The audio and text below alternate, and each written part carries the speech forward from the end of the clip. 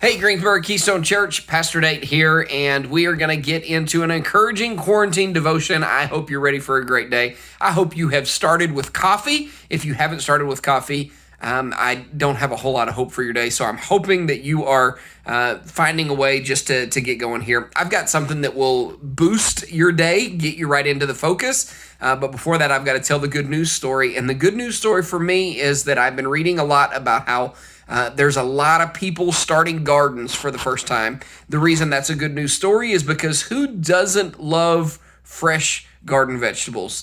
I have a neighbor, Barry, who made jalapenos last year, and so he brought some over to me, and then I remember taking some cream cheese and some Parmesan and some bacon, and then stuffing the jalapenos with those, and then wrapping it in a piece of bacon, and then putting it on the smoker for a couple hours. There's nothing better than that. So that's what I'm looking forward to, and that's what I'm thinking about right now. So that's my good news story for the day. But we also have some devotion to get to. So let's look back in Psalm 16. I want to continue the thought from yesterday if I can. I'm going to continue that thought over because I was looking and I looked down at verse 11, and verse 11 is fantastic too. So we got to pick back up. Let's take 10 and 11 this time in Psalm 16. For you will not abandon my soul to Sheol or let your Holy One see corruption. You make known to me the path of life. In your presence there is fullness of joy.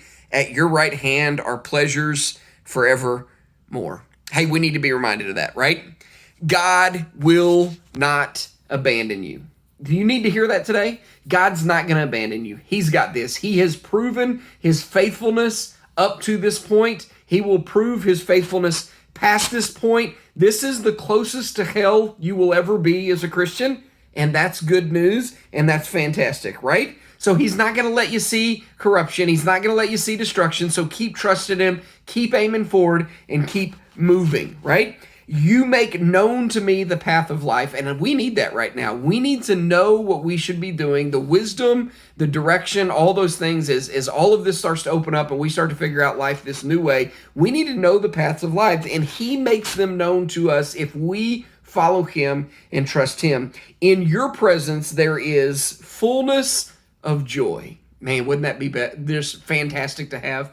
Imagine that. What does that bring up in your mind right now? When you're thinking about the fullness of joy, what does that bring up? I want that. That's what I want in my life. I want my life to be full of joy, and it's in the presence of God that I find that fullness of joy. So if I'm not experiencing that joy, then maybe I've stepped outside the presence of God and need to work on that real quick before I get started. At your right hand are pleasures forevermore.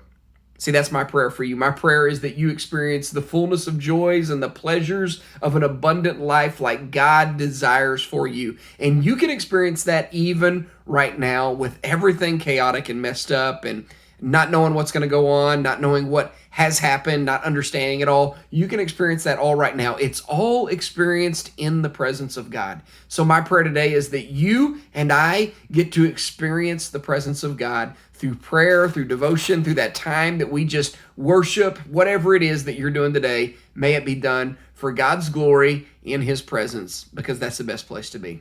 Hope you have a great day.